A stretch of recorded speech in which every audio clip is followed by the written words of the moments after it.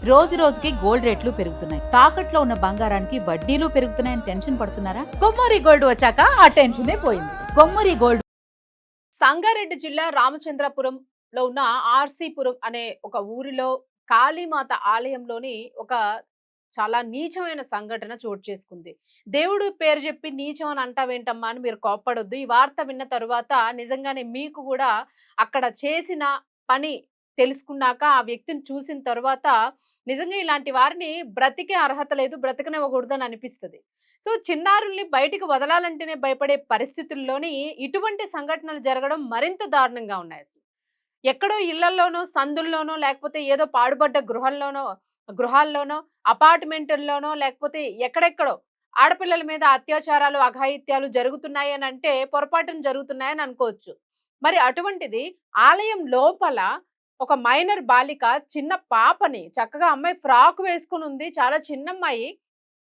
అటువంటి అమ్మాయిని తాత గాదు గదా! ముత్తాత వయసున్న వ్యక్తి, ఆలయానికి సంబంధించిన అటెండరో మొత్తానికి ఆలయానికి సంబంధించిన వ్యక్తి.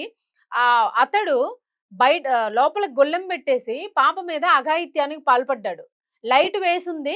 చిన్న ఆలయం, కాళీమాత ఆలయం గనిపిస్తోంది క్లియర్‌గాను వీడియోలోని. మరి అసలా ఇలాంటి తిట్ట నిజంగా దారుణమైన బూతులొస్తున్నాయి నిజంగానసలు. మామూలు మాటలు రావట్లేదు. నేర్చుకుని మరీ తిట్టాలన్నంత కోపం వస్తోంది. ఇంత ఇలాంటి వెధవలున్నారు నిజంగా.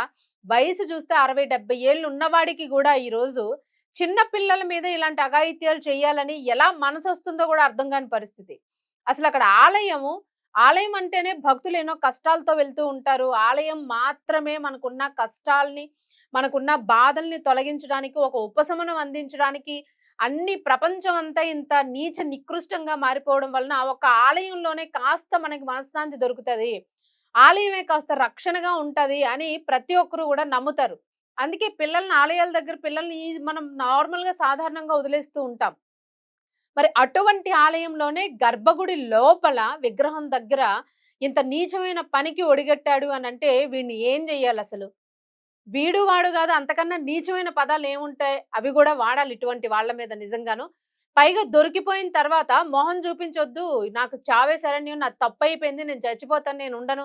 ఎవడిని బెదిరిస్తావసలు? నీలాంటోడు చావడమే బెటరసలు నిజంగా జెప్పాలనంటే అని అంటూ ఉన్నారు అందరూను. ఈరోజు ఈ ఒక మీడియానే గాదు, ప్రతి ఒక్క గొంతుగా గూడా ఇలాంటి విషయాల మీద గొంతెత్తి చించుకుంటూనే ఉన్నారు. ఎంత కామంతో కొవ్వెక్కి కొట్టుకోకపోతే ఇంత చిన్న పిల్లల మీద అలాంటి ముసలోడికి 60 ఏళ్ళు, 70 ఏళ్ల వాడికి నిజంగా ఎలా మనసొస్తుంది? వీళ్ళసలు ఏం తింటున్నారు? కడుపుకి అన్నమేనా? లేకపోతే ఇంకేదైనా అశుద్ధాలు తింటూ ఉన్నారా?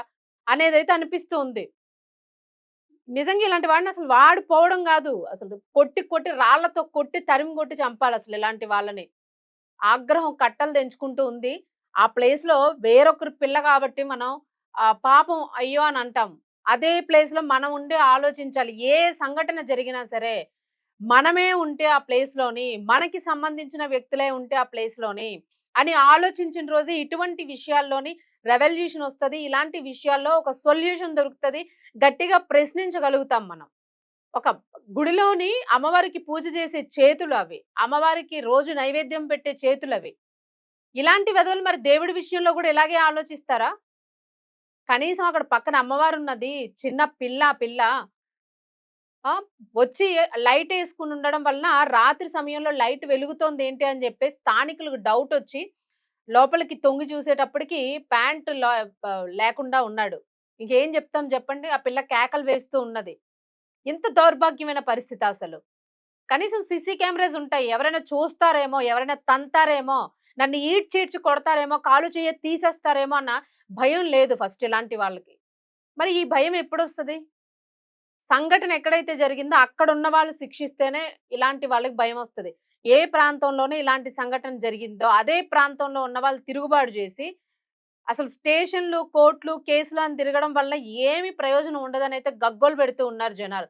నిజంగానే ఆ పాప మీద అక్కడ ఏదైనా చేసేసి ఉండుంటే పరిస్థితి ఏంటసలు? ఆ చిన్నారి భవిష్యత్తేంటి? అసలు ఆ పాప పరిస్థితేంటి? ఏదైనా జరిగితే ఎవరు దిక్కసలు ఆ వయసులోని? మళ్ళా అంత పాపని తిరిగి తీసుకురాగలుగుతారా? ఒకవేళ ఏదైనా జరిగితే అసలు అమ్మాయి ఆరోగ్యం ఏమైతది? ఎన్ని కేసులు చూస్తున్నాం ఇలాంటివన్నీని. అరే!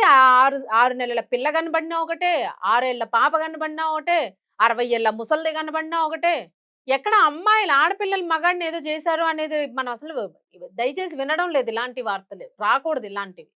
ఎక్కడ జూడు అమ్మాయిల మీద, ఆడపిల్లల మీద, చిన్నారుల మీద అసలు మహిళ అంటేనే నిజంగా ఇందుకే పనికొస్తదన్నట్టు, ఇంత దారుణంగా నిజంగా సిగ్గు, శరం లేకుండా, భయం, భక్తి లేకుండా అసలు ఇప్పుడు ఈ వ్యక్తికి ఎలాంటి శిక్ష వేస్తారు? పోక్సో కేసు నమోదు చేస్తే అయిపోయింది. జైల్‌లో ఉంటాడు అంతే. అంతకు మించి ఏముంటది? కానీ సిగ్గొచ్చేలాగా జీవితంలో తలెత్తుకోలేని విధంగా శిక్షియ్యాలి. గతంలో మనం చూసాం ఇలాగే ఒక పార్టీకి సంబంధించిన ఒక నేత, ఆయన గూడా ఇలాగే పార్టీలో పనిచేసిన ఒక కార్యకర్త దాదాపు 65 ఏళ్లుంటాయి. స్కూల్ పిల్ల మీద ఇలాగే తీసుకెళ్ళి అనేక సార్లు అమ్మాయిని అబ్యూజ్ చేసి వాడుకున్నాడు. పిల్లలదేముంటదండి చాక్లెట్ ఇస్తా అంటే పాపం వాళ్ళకేం తెలీదు. చాక్లెట్‌లు, బిస్కెట్‌లు, బొమ్మలు, ఆడపిల్లలైతే ముచ్చటగా గాజులు, రబ్బర్ బ్యాండ్‌లు ఏవిచ్చినా పాపం వాళ్ళకి తెలీదు. ఆ! అంకుల్ ఇచ్చారు లేతే తాతగారు ఇచ్చారు అని అనుకుంటారు. వాళ్ళకిది చెయ్యాలి, ఇది చెయ్యకూడదు, దీనివల్ల ఇది జరుగుతాది, ఇదొక అత్యాచారము అని అంత పెద్ద పదాలు వాళ్ళకి తెలీవసలు. గుడ్ టచ్, బ్యాడ్ టచ్ అని ఈరోజు స్కూల్‌లో చెప్తున్నా గూడా, ఇంకా వాళ్ళకంత జ్ఞానం ఇంకా రాదు ఆ ఏజ్‌లో వాళ్ళకి. మనం చెప్తూ ఉన్నప్పటికీ గూడా ఇంకా భయపడతారు ఒక్కొక్కసారి అలాంటివి జరిగాయని చెప్పడానికి. ఇప్పుడు ఒకవేళ వీడు ఏదైనా చేసినా, ఏ రక్తస్రావమో జరిగితే తెలియాలి తప్ప, ఒకవేళ ఈ చెప్పలేని పరిస్థితుల్లో ఉంటే ఆ పిల్ల చెప్పుకోలేదు. ఒకవేళ ఏదైనా తప్పు చేసేసాడు అని తెలిసి ఒకవేళ గనక అమ్మాయి చిన్న పిల్లలు కొంతమంది చాలా హై మెచ్యూరిటీ లెవెల్స్ ఉంటాయి. ఏదో చేసేసాడు నాకేదో అయిపోయిందని తెలిసి అమ్మాయి ఏదైనా ప్రాణహాని చేసుకుంటే ఎవరు దిక్కసలు? సో, వీటికి ఖచ్చితంగా ఒక మంచి సొల్యూషన్ ఉండాలి. ప్రజల మధ్యనే శిక్ష పడాలి ఇలాంటి వాళ్ళకి. ఎక్కడో జైళ్ళల్లో వేసి మగ్గించి, మగ్గించి, మగ్గించాలంటే వెధవల్ని మళ్ళా బయటకు తీసుకొనొచ్చి సమాజంలో వదిలేయడం కాకుండా, సమాజంలోనే శిక్ష వేయాలి ఇలాంటి వాళ్ళకి. చూస్తుండగానే నడి రోడ్డు మీద బట్టలిప్పదీసి ఏం చేయాలో అదే చేయాలి ఇలాంటి వాళ్ళకి. అలాంటి శిక్ష అధికారుల నుంచి, పోలీసుల నుంచి పడితే గాని నిజంగా ఇలాంటి వాళ్ళకసలు బుద్ధి రాదు. అరే! నిండుగా బట్టలు కప్పుకున్నా ఏదోకటి జేస్తారు. సాధారణంగా ఎవరి పని మీద ఆళ్ళు పోతే జేస్తారు. చిన్న పిల్లలు ఆడుకుంటే ఎత్తుకుపోయి ఏదోకటి జేస్తారు. ఏ గంజాయి తాగినోడో, లేపోతే మద్యం సేవించినోడో, ఏ మందు కొట్టాడు మత్తెక్కి చేస్తున్నాడు మదమెక్కంట. అసలు ఇలాంటి వాళ్ళకేమైంది? గుడిలో పనిచేసే ఒక పూజారి లేదా ఒక అటెండర్ స్థానంలో ఉన్న రోజు అమ్మవారిని జూస్తూ, రోజు భక్తి పారవస్యంలో రోజు భక్తి పాటలు వింటున్న మీలాంటి వాళ్ళకి బుద్ధేమవుతుందసలు? చెంపలు చెల్లు చెల్లుని వాయించాలి ఇలాంటి వెధవలందరికీను. దయచేసి దీని మీద ఇటువంటి సంఘటనల మీద ఒక బ నిజంగా ఇది చాలా చాలా దరిద్రమైన అంశం. ఇది చర్చించడానికి గూడా చాలా బాధగా ఉంటుంది. నిజంగా ఒక రకంగాను ఒక తల్లిగా అయినా, ఒక మహిళగా అయినా ఏ రకంగా ఆలోచించినా గూడా నిజంగా కడుపు తరుక్కుపోతుంది. ఇటువంటి విషయాల్లో మాలాంటి వాళ్ళం గూడా ప్రతిసారి గుండె గట్టిగా జేసుకొని, ప్రతిసారి మమ్మల్ని మేము నిబ్బరం జేసుకొని, కొన్ని పదాలు వాడకూడని పరిస్థితుల్లో వాడలేక ఇలాంటి వార్తలు చెప్పాల్సొస్తోంది. దయచేసి సొసైటీలోని ఉంటున్న పెద్దలు గాని, పిల్లలు గాని, టీనేజర్స్ గాని, తెలిసిన వాళ్ళెవరైనాను మీకు తల్లి, చెల్లి, రేపొద్దున పెళ్ళైతే కూతురు, మనవరాలు వీళ్ళందరూ ఉంటారు. దయచేసి ఇలాంటి చండాలమైన పని చెయ్యకండి. అది అది జస్ట్ ఒక అవసరము. దాన్ని మీరేదో ఒక క్షణికంగా ఒక ఎంజాయ్‌మెంట్ లాగా చేసి ఒక ప్రాణానికి ముప్పు తీసుకొని రాకండి. ఆడపిల్లల మానాలతోని ఆడుకోకండి దయచేసి. మీలాంటి వాళ్ళకి చేతులెత్తి దండం పెట్టడం తప్పసలు. ఇలాంటివి చేస్తే మాత్రం చెంపలు వాయించి, కాళ్ళు చేతులు విరిచేయాలన్నంత కోపంగా ఉంది ప్రతి ఒక్కరికి గూడాను. దీని గురించి అసలు కామెంట్ బాక్స్ చదువుతూ ఉంటేనే కళ్ళల్లో నీళ్లు తిరిగేస్తున్నాయి. ఎంతమంది చిన్నారులు ఈ రకంగా బలైపోతున్నారు. ఎంతమంది ఆడపిల్లలు ఇలాంటి వాటికి బలైపోతున్నారు. అరె! మీరు తెలిసి తప్పు చేస్తే వేరే విషయం. తెలిసి తప్పులు చేస్తున్నారు అవన్నీ పక్కన పెట్టేద్దాం. ఏమి తెలియని వాళ్ళని మీరు తప్పుగా ప్రవర్తించి వాళ్ళతో ఆడుకుంటున్నారు వాళ్ళ జీవితాలతో. ఇది జీవితాంతం వాళ్ళకి ఫోబియా ఎంత ఉండిపోతదంటే నిజంగా వాళ్ళ ప్రాణాలతో బయటపడితే జీవితాంతం ఈ ట్రామా వాళ్ళకి ఉండిపోతది. రేపొద్దున్న పెళ్లి చేసుకున్న హస్బెండ్ టచ్ చేసినా గూడా వాళ్ళు భయపడిపోతారు. అంటే వాళ్ళకేం జీవితం ఉండనివ్వరా అసలు? సో, దీని మీద రెవల్యూషన్ రావాలి. దీని మీద సీరియస్ యాక్షన్స్ తీసుకోవాలి గవర్నమెంట్స్. కోర్టులు అవి ఇవి అనుకుంటూ వాళ్ళని తిప్పి పోక్సో కేసులు పెట్టి, ఆ చట్టం, ఈ చట్టం అనుకుంటూ కాలయాపన జేసి, ఏదో బెయిలొచ్చేసి వాడిని బయటకొదిలేసి, ముసలాడైనా సరే తప్పు చేశాడంటే వాడికి శిక్ష పడాల్సిందే.